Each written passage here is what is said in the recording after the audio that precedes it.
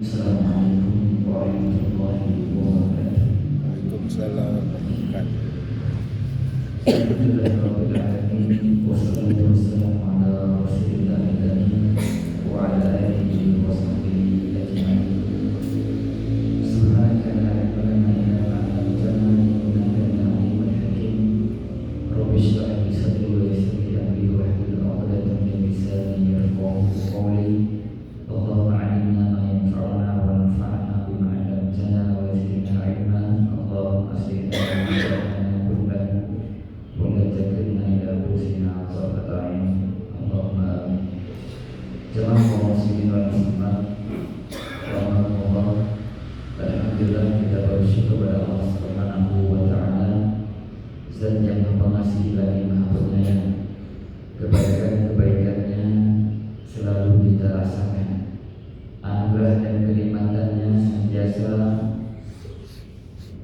menyertai setiap kita dalam kesempatan, dan semua itu Allah berikan kepada kita. Walaupun terkadang kenikmatan itu, kebaikan Allah kita balas dengan kemaksiatan. Walaupun demikian, Allah Subhanahu wa taala yang Pengasih dan Penyayang dan serta-merta menghentikan semua nikmat itu untuk kita. Tapi Allah masih selalu senantiasa beri kepada kita kenikmatan yang luar biasa banyak. Dan harapan kita semua bisa memperbaiki diri, bisa sadar bahwa semua yang kita dapatkan dari kenikmatan itu bukanlah karena keberhasilan kita, tapi karena Allah sayang sama kita, karena karunia Allah Subhanahu wa taala, sehingga Dia tetap beri kepada kita berbagai macam kenikmatan. Sebab kita semua sadar bahwa kita dituntut untuk senantiasa menjadi hamba yang bersyukur dan bertakwa kepadanya.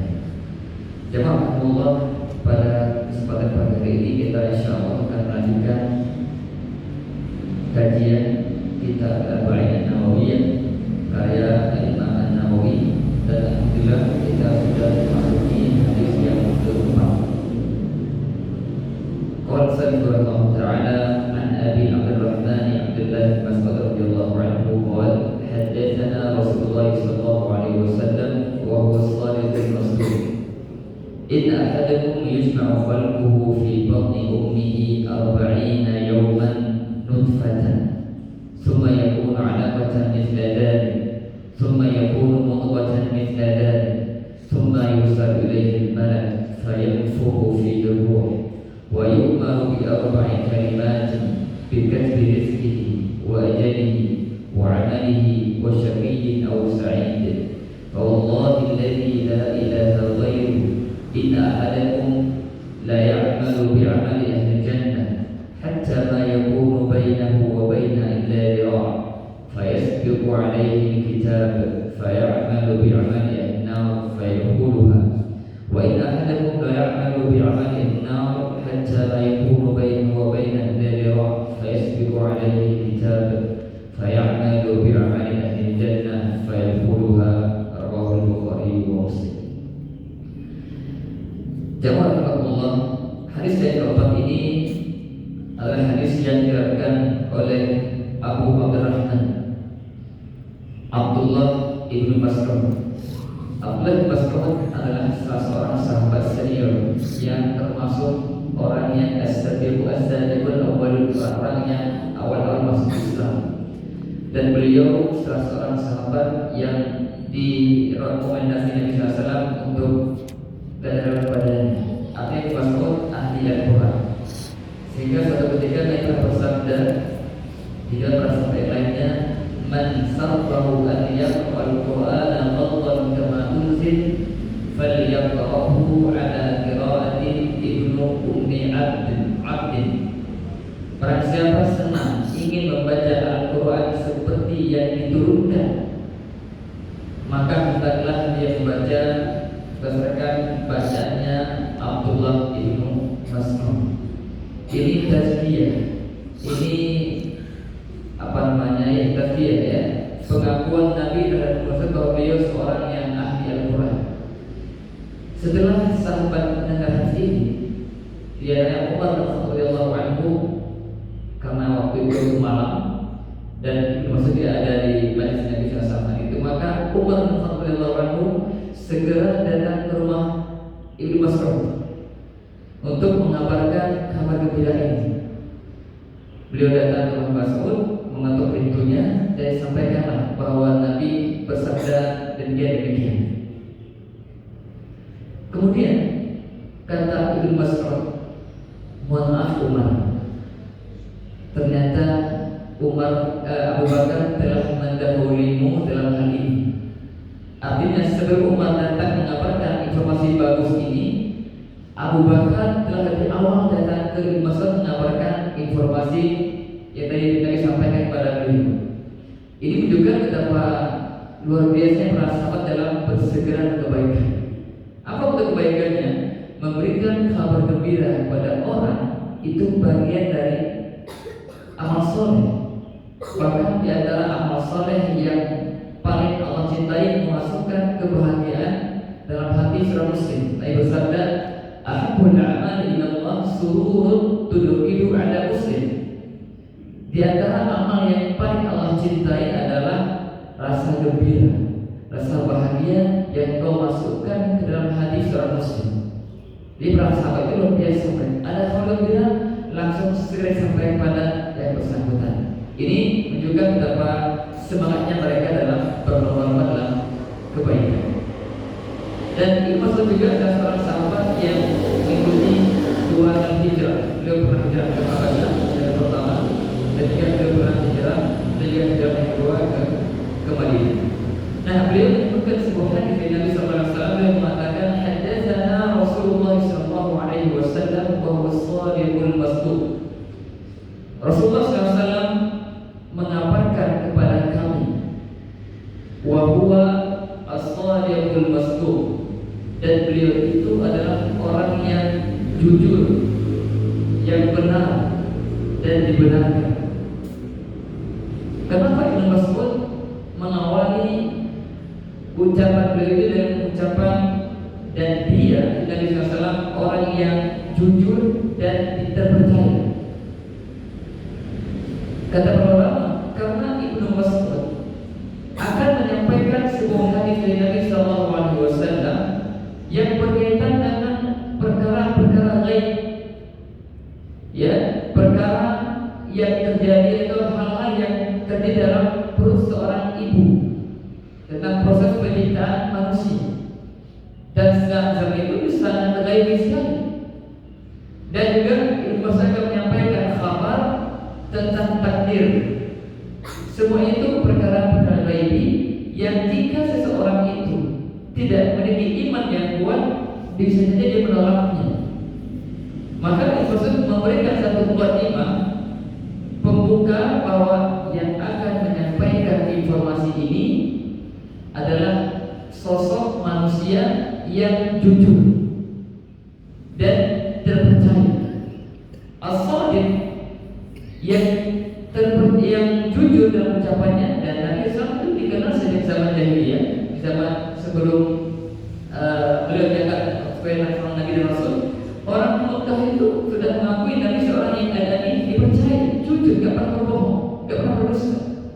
Ya, cuma lagi Ibnu Mas'ud ingin menegaskan bahwa informasi yang akan disampaikan itu informasi berkaitan dengan hal yang gaib, dan Nabi sang penyampai itu sosok manusia utusan Allah, dan beliau tersifati dengan as-shadiq. Dan Al-Mas'ud, apa yang beliau sampaikan, apa yang beliau bawa dari wahyu itu hak adanya. Kenapa? Karena Nabi tidak berkata-kata tentang syariat kecuali berdasarkan wahyu. Allah berfirman tentang beliau, "Wa ma yantiqu 'anil hawa in huwa illa wahyun yuha." Dan dia Muhammad SAW tidak berkata berdasarkan hawa nafsunya. In huwa illa wahyun yuha, melainkan wahyu dan yang diwahyukan. Jadi hakikatnya hadis Nabi SAW itu adalah wahyu juga, ya, karena beliau sampaikan itu semuanya berdasarkan wahyu, bukan atas dasar hawa nafsu. Bahwa shadiqul masduq, saya mengatakan inna ahadakum yujma'u khalquhu fi batni ummihi 40 yawman nutfatan. Sesungguhnya salah seorang di antara kalian dikumpulkan penciptaannya di dalam perut ibunya selama 40 hari dalam bentuk nutfah, air. Kata ulama, ini percampuran antara air mani laki-laki dan perempuan. Ini terjadi selama 40 hari dalam kondisi masih bentuk nutfah. Summa yakunu 'alaqatan min dzalik, kemudian berubah menjadi segumpal darah selama 40 hari juga. Summa yakunu mudghatan min dzalik, kemudian berubah menjadi segumpal daging selama 40 hari juga. Di sini Nabi SAW menggambarkan kepada kita bagaimana fase-fase penciptaan manusia terjadi. Dari sejak dalam rahim, sejak nutfah, kemudian menjadi alaqah, kemudian menjadi mudghah, itu semuanya mengalami proses tahap demi tahap sampai menjadi sosok insan yang sempurna. Dan hal ini banyak juga Allah mengatakan dalam Al-Qur'an. Di antaranya Allah berfirman di surat Al-Mu'min,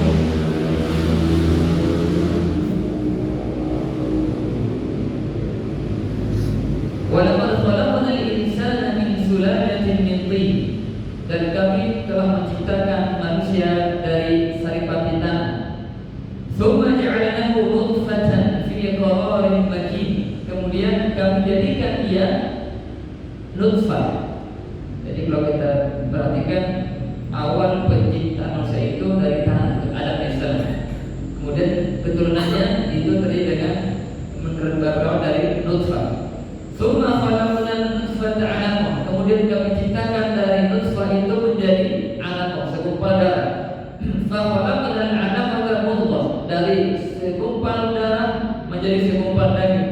Fa khalaqnal mudghata 'idhaman, kemudian setelah itu terbentuk tulang. Fa kasawna 'idhama lahman, dan tulang itu terbungkus dengan daging.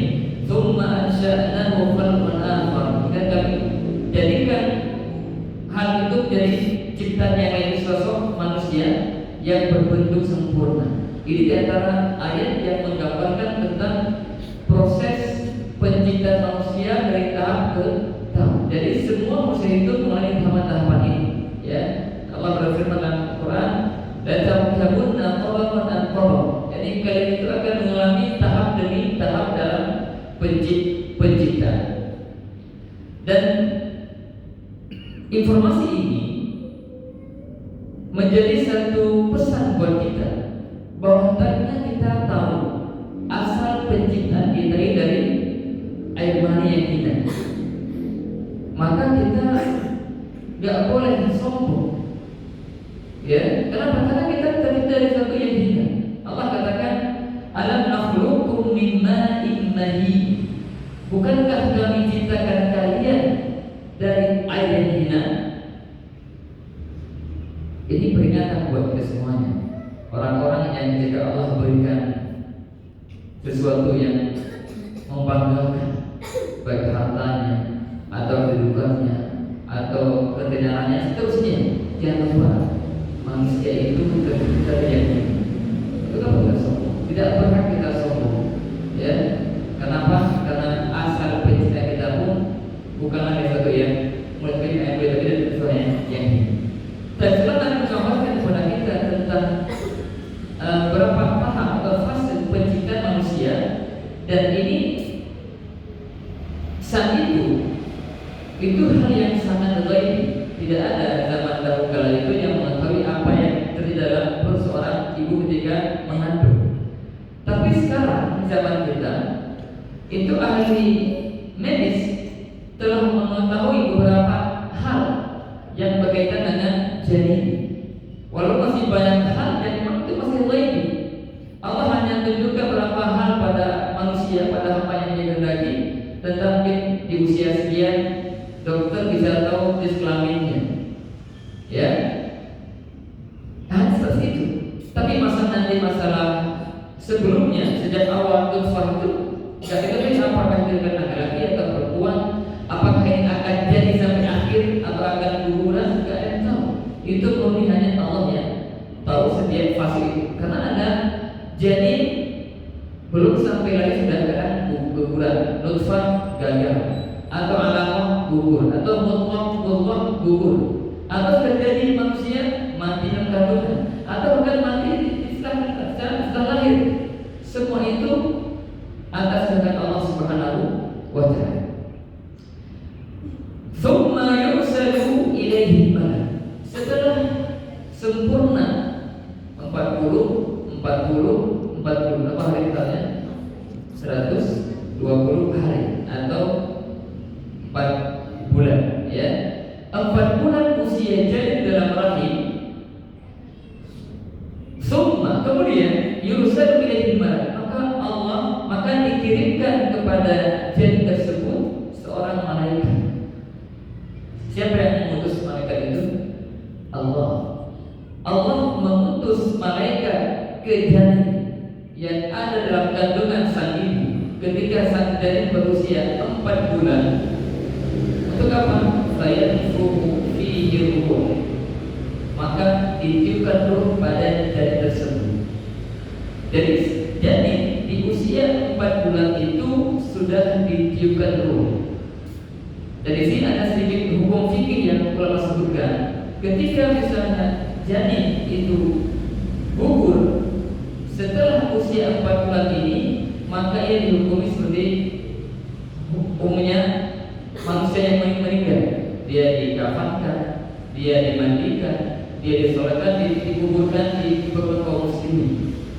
Ini jika gugur itu setelah 4 bulan, dan sang ibu pun dihukumi sebagai wanita yang nifas, berlaku hukum nifas.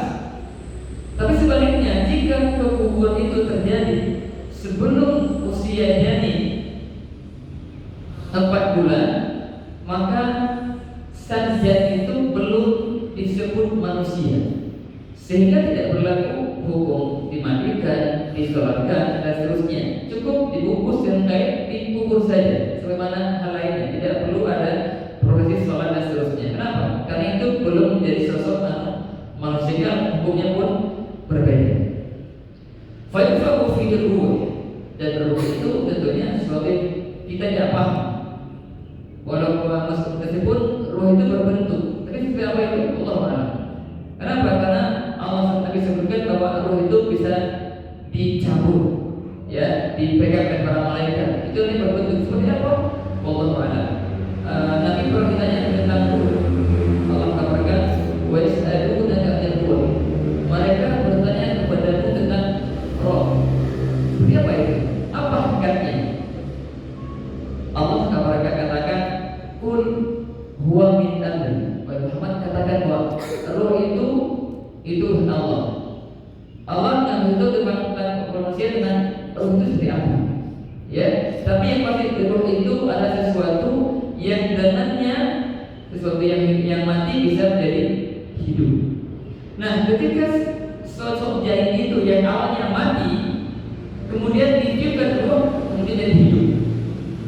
Jadi kita sekalian berawal dari kematian, kemudian dihidupkan, kemudian mati lagi, kemudian hidup lagi. Kita mengenai 2 kematian, 2 kehidupan. Kematian pertama sebelum ditiupkan ruh, kita dalam janin yang masih tidak bergerak. Setelah mengalami 120 hari, maka ditiupkan ruh, maka itu kehidupan yang pertama. Kemudian kita hidup di dunia juga mengalami fase-fase, juga anak kecil, remaja, pemuda, dewasa, kemudian syaibah, kemudian apa? Wafat.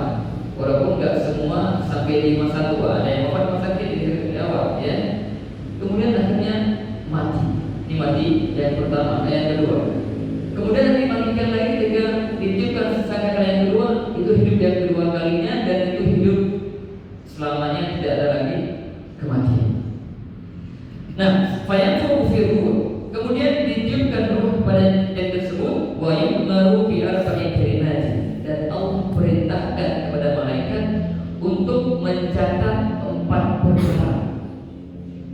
Setelah usia bayi atau jadi 120 hari atau 4 bulan, Allah perintahkan sang malaikat untuk mencatat 4 perkara tentang janin tersebut. Apa itu? Yang pertama, bikin rizki. Yang pertama, Allah memerintahkan malaikat untuk mencatat rizki sang janin tersebut.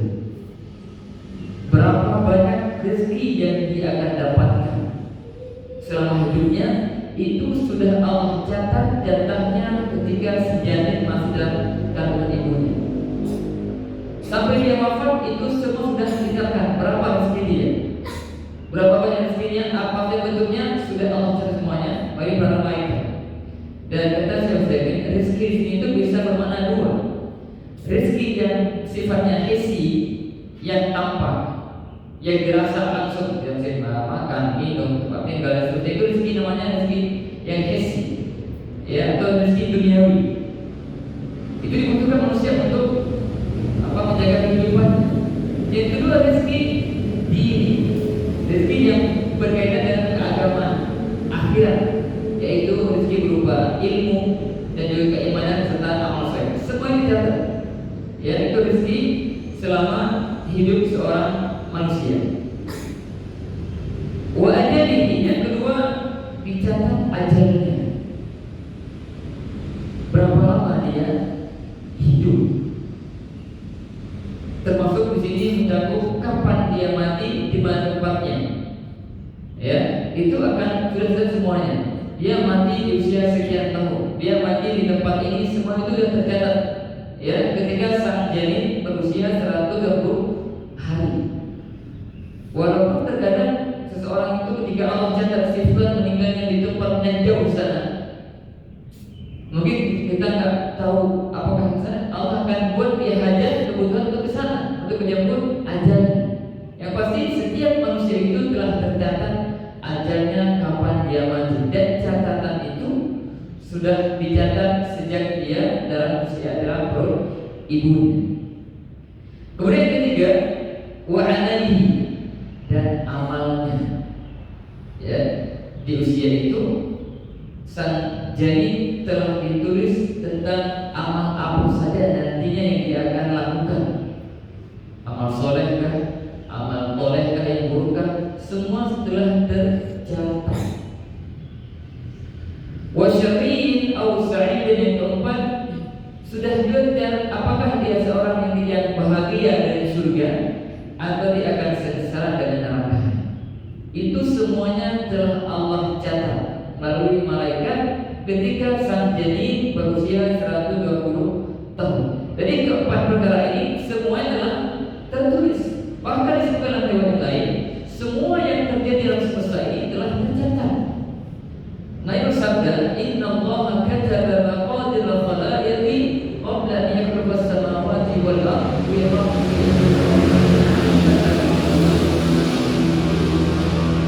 Sesungguhnya Allah telah mencatat takdir makhluk-makhluknya dari awal sampai hari kiamat nanti, 50.000 tahun sebelum penciptaan langit dan bumi.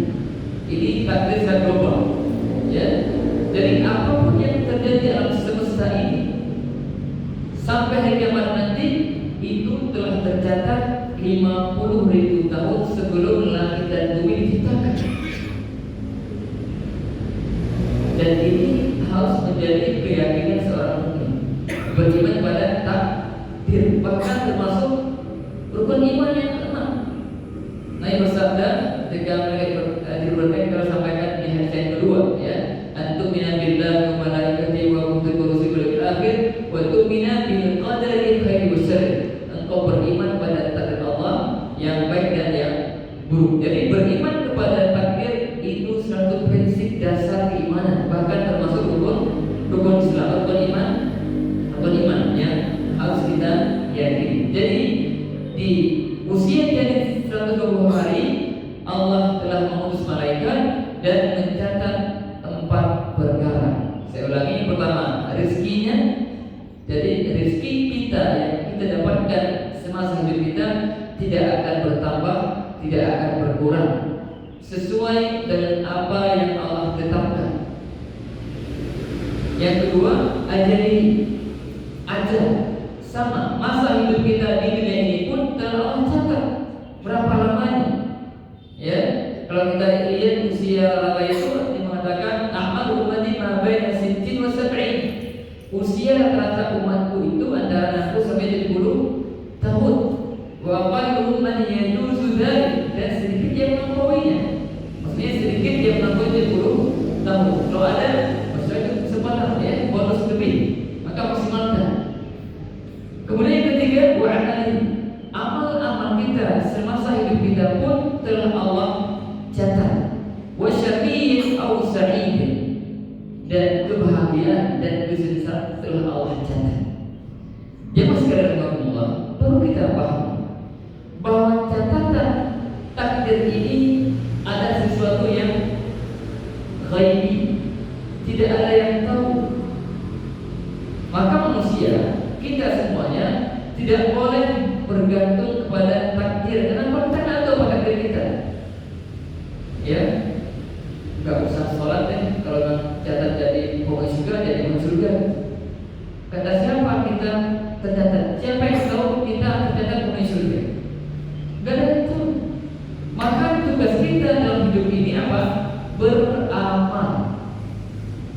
Suatu ketika Nabi pernah bersabda bahwa setiap kalian itu telah dicatat tempat duduknya di surga atau di neraka. Jelas semuanya. Sudah dicatat semuanya. Para sahabat itu bertanya, ya semua, firman amal. Kalau memang semua kita telah tercatat sebagai penghuni surga atau sebaliknya, apa faedah kita beramal? Wajar nggak? Wajar ya? Sahabatnya begitu. Nabi menjawab dengan jawaban yang sangat tegas dan lugas. Dan ini sebagai tugas kita manusia. Beliau mengatakan, ya malu, wa kullu muyassarun lima khuliqa lahu. Beramallah kalian. Tuh, jawabannya itu, beramallah kalian, karena setiap kalian itu akan dimudahkan untuk melakukan amalan sesuai takdir. Artinya apa? Jika Allah catat si fulan sebagai penghuni surga, Allah akan mudahkan jalan dia untuk melakukan amal-amal penghuni surga. Dan sebaliknya, jadi tugas kita, i'malu, beramallah, ihris ala ma yanfa'u. Nabi bersabda, bersemangatlah kalian untuk melakukan hal-hal yang bermanfaat. Itu tugas kita. Kita tak perlu memikirkan takdir kita. Kenapa? Itu hal yang lain. Allah yang tahu. Ya, Allah yang tahu. Kita hanya menjalani hidup ini sesuai tuntunan Allah. Perintah kita beramal. Ini panduannya lakukan. Dan kita sekali-kali tidak ada yang memaksakan untuk melakukan A atau B. Allah berikan kita kehendak. Benar nggak? Kita punya kehendak nggak? Punya. Kita nggak ada Allah paksa ini. Enggak. Allah kasih kita kehendak, pilihan. Maka Allah berfirman di surat Al-Kahfi, "Faman apa nama ayatnya?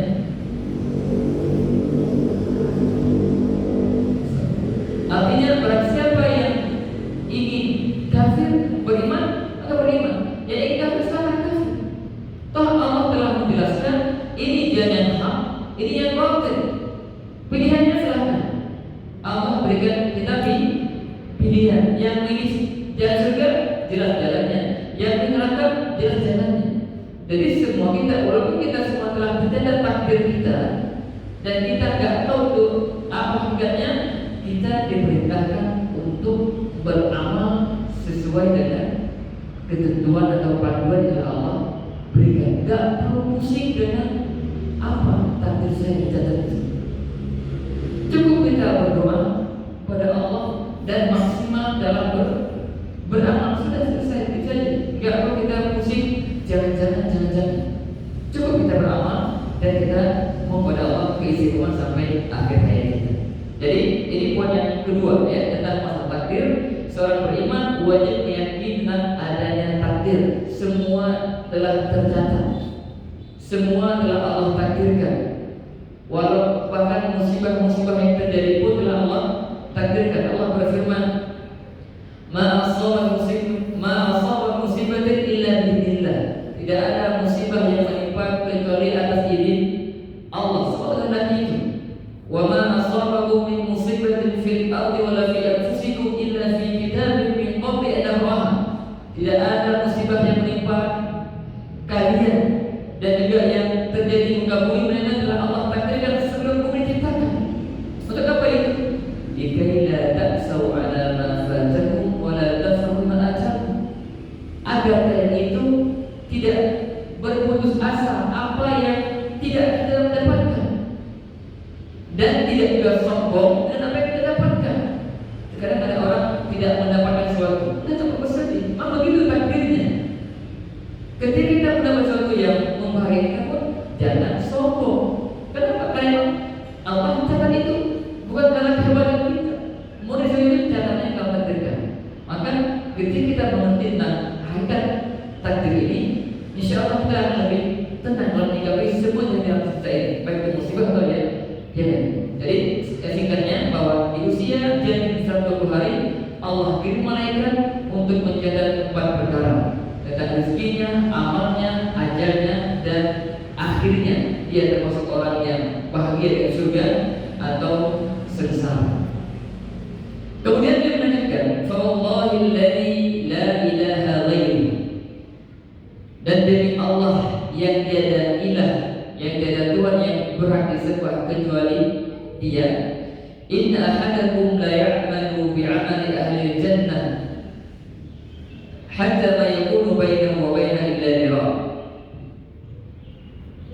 Sesungguhnya ada di antara kalian yang melakukan amalan ahli surga sampai-sampai tidak ada jarak antara diri dan surga itu kecuali 1 hasta atau 1 jengkal hasta ya. Fayasbiqu alaihi kitab, maka catatan takdir mendahulunya. Fayamalu bi'amali ahli nar fayadkhuluha, maka dia pun melakukan amal ahli neraka sehingga dia pun akhirnya masuk neraka. Dan sebaliknya, wa inna ahadakum la ya'malu bi'amali ahli nar hatta ma yakunu bainahu wa bainahu illa dhira'.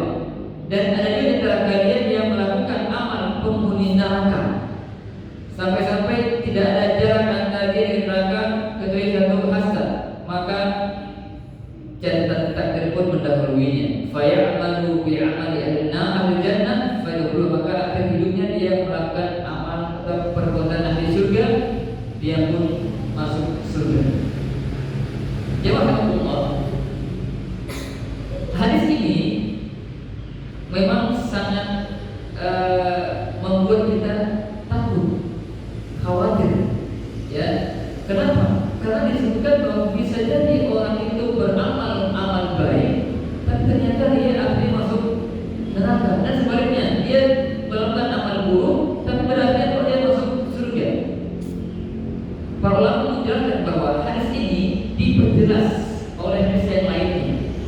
Ada riwayat yang menyebutkan inna rajula la ya'malu bi'amali ahli jannah fima yabdu linnas. Sesungguhnya seorang itu melakukan amalan penghuni surga menurut pandangan manusia. Ini poin pentingnya, menurut pandangan manusia. Manusia melihat si fulan, masya Allah, ahli sholat, ahli puasa, ahli haji, ahli zakat, ahli sedekah, masya Allah luar biasa. Siapa yang lihat? Manusia mengetahui dia seorang sosok manusia yang sangat luar biasa, soleh. Tapi ingat, fima yabdu linnas, dalam pandangan manusia begitu. Tapi pada hakikatnya hatinya itu ada masalah. Ini poin yang kita perhatikan. Hatinya dia berinfak karena ingin dipuji. Dia berhaji, ingin dikatakan Pak Haji saya ya. Dia ingin dan seterusnya, ingin pandangan apa, ingin puji manusia. Ini yang berbahaya. Ini yang membuat dia pada akhirnya keburukan hatinya itu akan menjadi sebab dia terbelok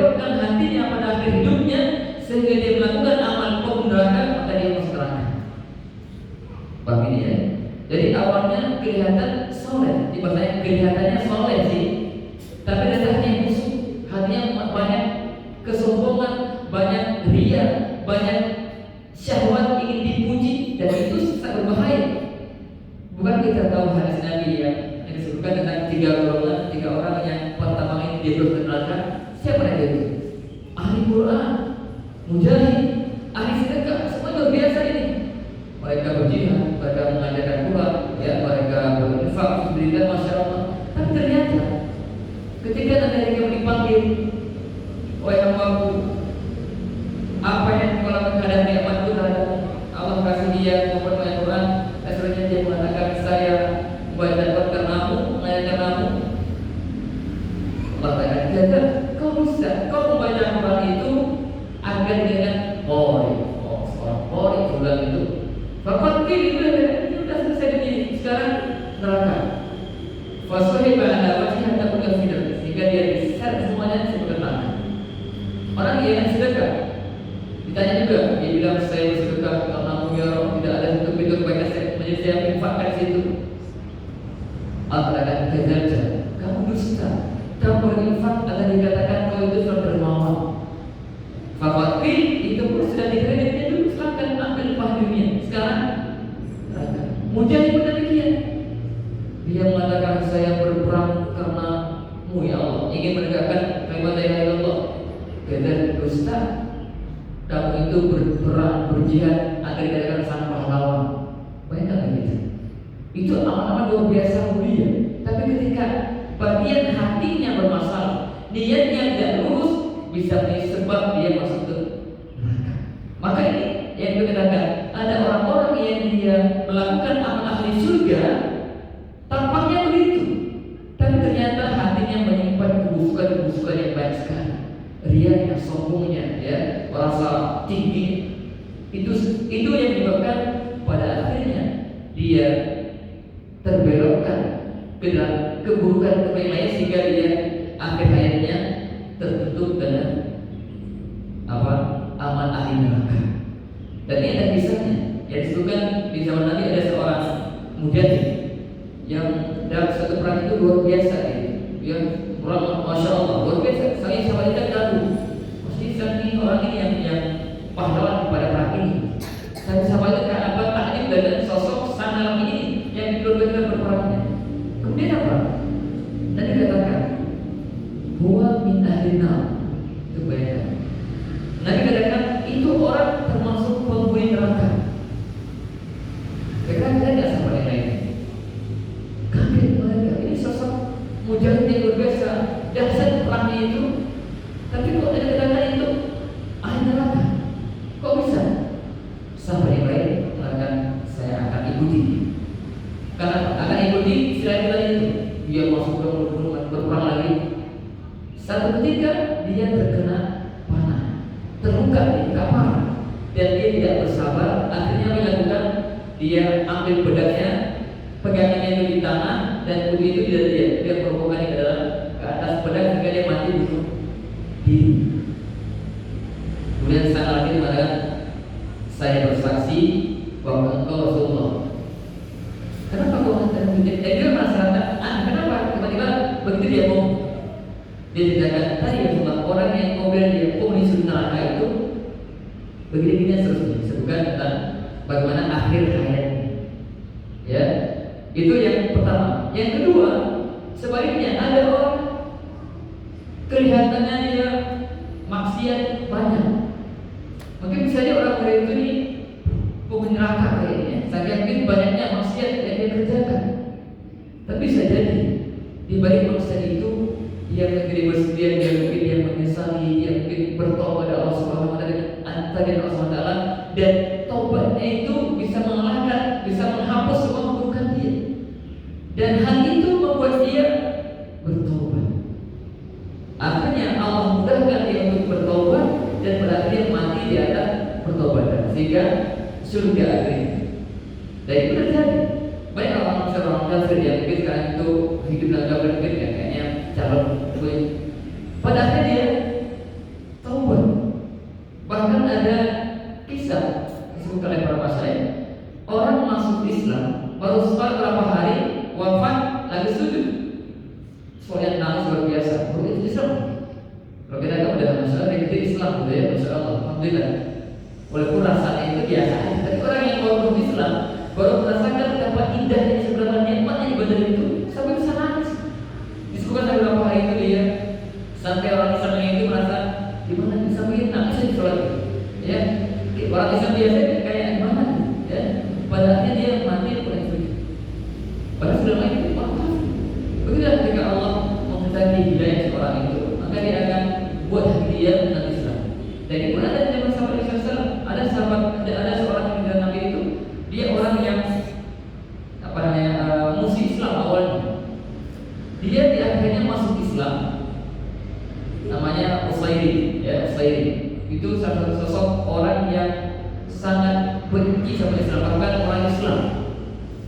Pada akhir hayatnya, dia Allah cerahkan hatinya sehingga dia masuk Islam dan dia berjihad dan dia mati terbunuh dalam jihad tersebut.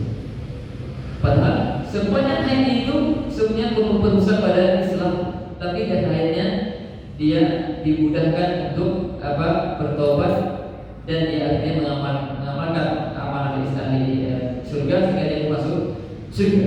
Jemaah sekalian, dua poin ini bahwa seorang itu tampaknya melakukan kebaikan tapi dia menyimpan keburukan hatinya, atau sebaliknya tampaknya seorang itu berbuat keburukan tapi dia menyimpan hati itu sesuatu yang luar biasa yang tidak terhadap kita, itu semua bisa memberikan efek yang berbeda. Tapi jemaah sekalian, bagi siapapun yang dia beribadah kepada Allah, zahir batinnya itu baik, zahirnya baik, batinnya baik, maka jangan pernah risau. Artinya apa? Allah tidak akan menyanyiakan amal seorang hamba. Ya, pasti Allah akan balas. Makanya para ulama menyebutkan ada 4 kondisi manusia jika ditinjau dari awal dan akhirnya. Disebutkan di sini saya baca. Al-ula, yang pertama, man bidayatuhu hasanah wa nihayatuhu hasanah. Ada orang dari awal dia baik sampai wafat pun dia baik. Ini wajar ya? Wajar sekali. Ini suatu luar biasa ketika Allah berikan itu pada seorang yang kecil, dia sudah tumbuh di banyak baik, soleh, sampai wafat dia sudah Fatimah. Luar biasa. Ajaran luar biasa. Ada yang kedua, man kana bidayatuhu sayyi'ah wa nihayatuhu sayyi'ah. Ada orang sejak awalnya dia buruk sampai akhirnya pun mati dalam keadaan buruk. Ini pun wajar ya. Tapi kecil dia berhidup di dunia yang buruk dan diajarkan sesuatu yang buruk, tumbuh dalam sesuatu yang keburukan, sehingga dia terbiasa keburukan, mati pun dia mati dalam keburukannya, tidak bertobat. Ini banyak begini, banyak. Yang pertama juga banyak, ya. Yang ketiga, maka bidayatuhu hasanah wa nihayatuhu sayyi'ah. Ada yang awalnya baik, akhirnya buruk. Awalnya baik, akhirnya buruk. Ini kenapa sebabnya? Kenapa sebab tadi? Ada amal hati yang tersembunyi, yang bermasalah, sehingga akhirnya dia terbelokkan hatinya menjadi orang yang murtad. Ada orang yang awalnya Islam, pada akhirnya dia murtad dan mati atas kemurtadan yang Allah hindari. Ini ada terjadi itu banyak, ya. Yang keempat, man bidayatuhu sayyi'ah wa nihayatuhu hasanah. Ada orang yang awalnya buruk, awalnya itu bisa ahli maksiat atau sampai kafir sekalipun ya awalnya. Tapi pada akhirnya dia mati dalam keadaan Islam, dia bertobat dari keburukannya, jadi dia masuk Islam ketika dia berada kafir. Dan ini juga banyak. Di Al-Quran Allah kisahkan seperti kisahnya penyihirnya Fir'aun. Ingat ya, kisah Fir'aun itu ketika menantang Musa, suruh mengumpulkan ribuan ahli sihir di zamannya yang dia punya, dikumpulkan di sebuah lapan yang luas disaksikan oleh manusia yang begitu banyak. Akhirnya tidak pertunjukan sihir mereka, ya. ya Fir'aun pakai penyihir, Musa bukan sihir, itu mukjizat. Ya, ketika di pagi harinya, ya, pagi mereka berkumpul, para penyihir pun bertanya, "Wahai Musa, siapa yang lempar duluan?" Musa mengatakan, "Aku." Saya hanya lemparkan kepadanya. Maka penyihir itu melemparkan tali di tempat mereka agar tali itu menjadi ular yang bergerak. Musa agak takut juga sih ketika melihat ular begitu banyak bergerak. Maka Allah perintahkan untuk melemparkan tongkatnya Musa AS sehingga bilang ular yang besar sehingga menelan semua itu ular-ular jadian tukang sihir. Ketika tukang sihir melihat kejadian itu, mereka tahu mana sihir mana yang bukan sihir. Akhirnya mereka seketika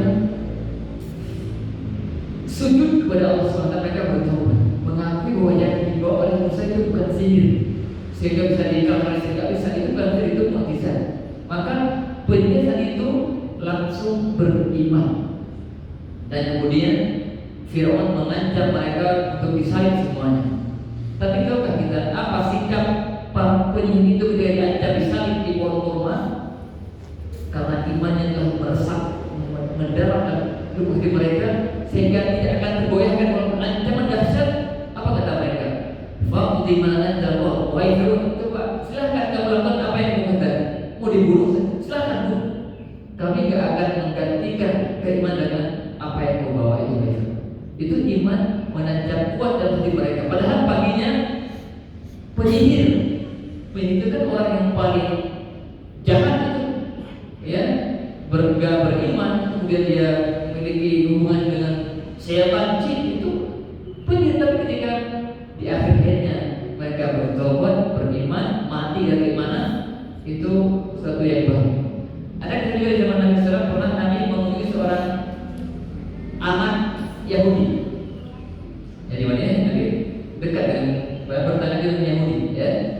Ketika anak seorang Yahudi ini sakit, Nabi datang mengunjunginya, menjenguknya, ya sebagai tangga, ya, jenguk tangganya. Datang pada rumah Yahudi menjenguk sang anak. Nabi menggunakan ini kesempatan berdakwah. Nabi mengatakan pada si anak itu, ucapkanlah la ilaha illallah. Ya, sang anak itu melihat bapaknya, melihat sang bapak itu apa? Minta izin. Nih, Nabi SAW mengajak dia untuk Islam. Gimana Pak? Lihat-lihat. Bapaknya mengatakan, "Apa adalah puasa?" Taati itu Nabi SAW. Taati Abu Bakar pun yang beliau. Taati beliau. Maka sang anak itu pun masuk Islam, berjalan masuk Islam, dan Nabi saya itu dia mati. Bahkan syahadat mati. Selama ini apa? Kafir, syahadat mati, udah surga. Karena Islam dia itu qablah. Islam itu menghapus semua dosa sebelumnya, sudah ketafuti. Maka dia mengatakan yang kedua, alhamdulillahilladzi anqadhahu minan nar. Segala puji Allah yang telah menyelamatkan dirinya dari neraka. Kalau dia mati dan karena kafir, neraka selesai. Tapi kalau dia mati sebelum itu dia Islam, maka Allah selamatkan dia dari neraka sehingga dia termasuk penghuni surga. Ya Allah, saya bacakan beberapa faedah secara singkat dari hadis yang saya bahas. Yang pertama, hadis ini menjelaskan tentang fase-fase penciptaan manusia. Di hadis ini disebutkan yang berkaitan dengan kandungan saja, dari nutfah, kemudian alaqah, mudghah, kemudian bentuk tulang dan juga daging. Ya. Kemudian yang kedua, ditiupnya ruh kepada janin itu ketika janin sudah berusia 120 hari, sehingga ketika janin itu gugur di usia setelah itu, maka itu hukumnya seperti hukum janin pemain biasa, karena dia sudah menjadi seorang insan. Ada yang ketiga, bahwa Allah SWT mengutus malaikat atau ada malaikat yang Allah tugaskan untuk bertugas di arham, di rahim para wanita. Itu ada malaikat yang bertugas untuk mencatat dan menjaga janin tersebut. Yang keempat, iman bil ghaib. Ya, seorang mukmin harus beriman pada sebagian ghaib. ghaib. Nah, kita wajib mengimani itu. Tidak diperintahkan untuk memikirkan yang baik. Kenapa? Karena itu akal kita enggak mampu menjangkau untuk yang baik. Maka kita diperintahkan untuk hanya beriman kepada hal-hal yang baik. Yang berikutnya al-iman bil qadar. Wa annahu sababa fi kulli ma huwa khair. Beriman kepada takdir bahwa semua yang terjadi telah tercatat sebelum langit diciptakan. Bahkan 2000 tahun sebelum langit dan bumi diciptakan, semua terjadi. Sehingga semua yang kita lihat yang terjadi dalam semesta ini itu yakinlah itulah Allah takdirkan. Kapan yang tahu takdir? Setelah itu terjadi. Hari ini Allah takdirkan kita hadir. Ini tercatat sebelumnya bahwa bulan hari Ahad tanggal sekian hadir di Masjid Salman. Itu tercatat. Kita tahu kapan? Ketika itu terjadi. Sebelumnya tahu enggak? Enggak ada yang tahu. Sekarang kita tahu ternyata hari ini Allah takdirkan saya hadir di majlis ini. Yang berikutnya al-amal bil khawati. Amal itu sangat ditentukan oleh akhirnya. Maka ini membuat kita nggak boleh ujub dan amal soleh kita. Oh, saya orang soleh, jangan ujub.